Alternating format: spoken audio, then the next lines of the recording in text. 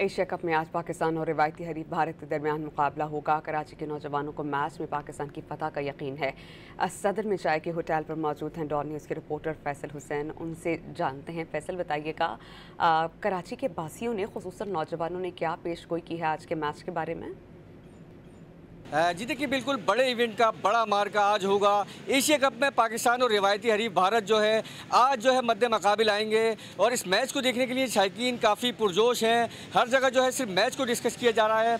मैं इस वक्त एक चाय के होटल पर मौजूद हूँ जहाँ लोगों की बड़ी तादाद मौजूद है और यहाँ भी सिर्फ मैच पर बातचीत की जा रही है। कुछ लोग हमारे साथ मौजूद हैं, उनसे बात करेंगे, उनसे पूछेंगे कैसे देखते हैं, कौन सी टीम कामयाबी हासिल करेगी और कौन सा खिलाड़ी आपका फेवरेट है। हमारी टीम पाकिस्तान फेवरेट है और जीतेगी, मेरा तो ये ईमान है और इंशाल्लाह जीतेगी। और कौन सा खिलाड़ी वो परफॉर्मेंस देगा?